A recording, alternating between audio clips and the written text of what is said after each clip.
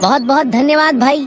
अगर आज तुम मुझे पानी नहीं पिलाते तो मेरी जान चली जाती। जी, पर आप इतनी गर्मी में इस मैदान में क्यों घूम रहे हैं? अरे वह मैं रास्ता भटक गया हूँ और चलते चलते इस मैदान में आ गया हूँ। भाई साहब, यहाँ दूर दूर तक सिर्फ बंजर मैदान ही है। हाँ, थोड़ी दूर पर एक गांव है, चंदनपुर। हाँ हाँ, वही मुझे जाना है, पर मुझे वहाँ का रास्ता नहीं पता। जी चलिए, मेरे साथ चिंता की कोई बात नहीं, मैं आपको रास्ता बताता हूँ। रामलाल मोहन के साथ चल देता है। चलते चलते दोनों में बहुत सारी बातचीत होती है। अरे भाई, मैं तो रास्ता भटकने की वजह से यहाँ आ गया, पर तुम इस कड़ी धूप में यहाँ बैठकर क्या कर रहे थे?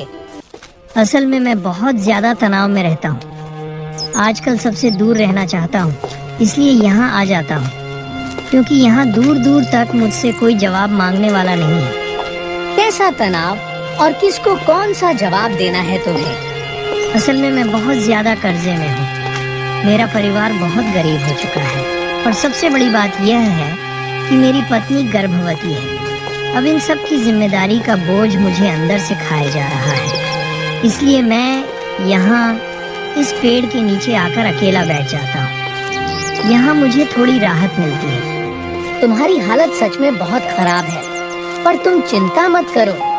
तुमने आज मुझे सहारा देकर मेरा दिल खुश कर दिया है। अब तुम्हारी सारी समस्याएं मेरी। मैं तुम्हें इतना धन दूंगा कि तुम्हारी सारी परेशानियां खत्म हो जाएंगी। चिंता मत करो। नहीं नहीं भाई साहब, मैं इस तरह से धन नहीं ले सकता। अगर आप मेरे लिए कुछ करना चाहते हैं तो ऐसा करें कि मुझे कोई काम दे दें। मैं मेहनत करके अपनी सारी समस्या खुद सुलझा लूंगा। क्या बात है, क्या बात है, बहुत बढ़िया। तुम्हारे जैसा उसूलों वाला आदमी मैंने आज तक नहीं देखा। तुम आज से मेरे लिए काम करोगे। हम बहुत खुश हुए तुमसे मिलके। जिस तरह का आदमी तुम लग रहे हो, मुझे यकीन है कि तुम हमेशा मेरे लिए वफादार रहोगे, कभी गद्दारी नहीं करोगे।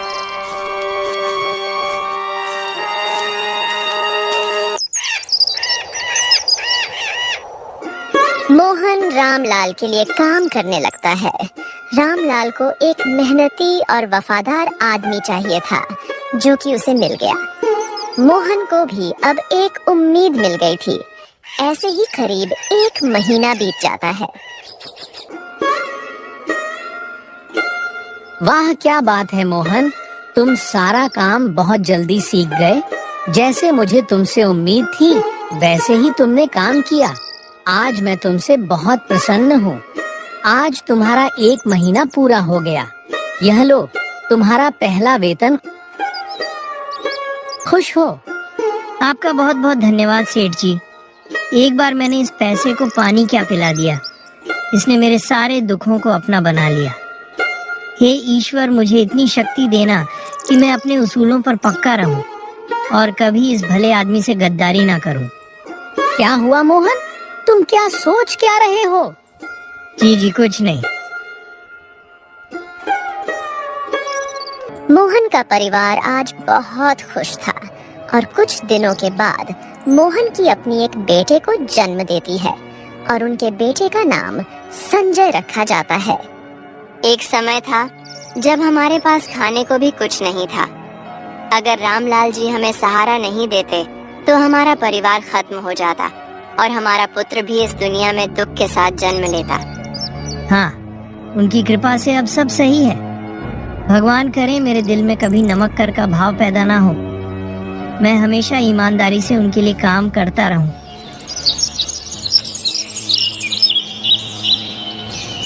कई साल बीत जाते हैं। मोहन का बेटा संजय 12 वर्ष का हो चुका था। महेश ने इन सालों में रामलाल का व्यापार बहुत ज्यादा बढ़ा दिया था।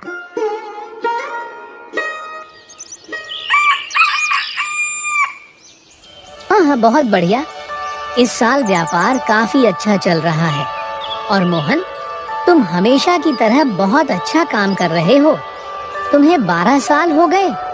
काम करते करते तुमने हिसाब में 1 रुपए की भी गड़बड़ी नहीं की। शाबाश, गर्व है तुम पर मुझे। जी, मेरी ईमानदारी ही तो मेरी पहचान है। रामलाल और मोहन बात कर रहे होते हैं, तभी एक नौकर आता है और कहता है, सेठ जी, छोटे भैया का पत्र आया है, वह आज ही घर वापस आने वाले हैं। क्या? अरे 15 साल के बाद मेरा भाई आखिरकार घर वापस आने वाला है। अरे यह तो बड़ी खुशी की बात है। इस घर की पूरी साफ सफाई कर दो, सारी व्यवस्था कर दो, बहुत सारे पकवान बनाओ, अरे 5 भोग बनाओ। अरे मेरे भाई की स्वागत में कोई कमी नहीं रहनी चाहिए, तैयारी करो। जी सेठ जी, जैसा आप कहें।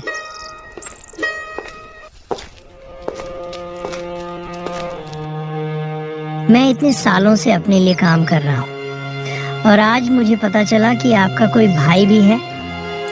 और तो और उससे भी ज्यादा जो बात मुझे हैरान कर रही है वह यह है कि वे 15 साल बाद क्यों वापस आने वाले हैं।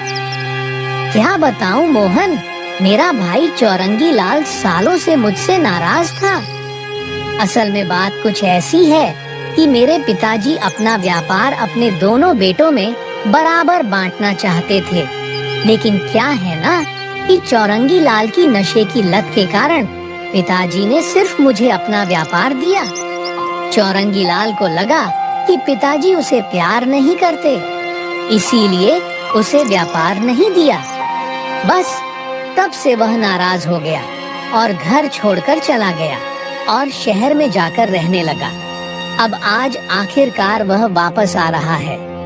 लगता है कि उसका मन बदल गया है। अच्छा तो ये बात है, चलो अच्छा है। मैं तो यही प्रार्थना करूंगा कि आप दोनों भाई खुशी से एक साथ रहने लगो।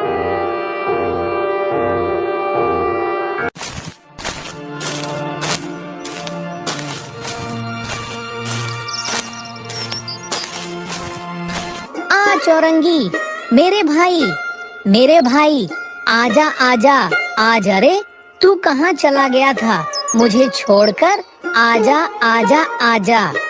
हाँ बस भैया, समय का फेर है, आखिरकार मैं आ ही गया घर वापस। तुम्हारी नशे की लत छूटी कि नहीं छूटी? हाँ भैया, नशा करना तो मैं सालों पहले छोड़ चुका हूँ। चलो बहुत अच्छा, सुनकर अच्छा लगा।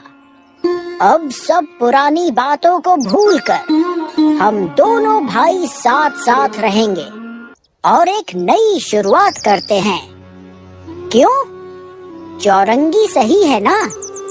हाँ, नई शुरुआत करते हैं। कैसे भूल जाऊं पुरानी बातें।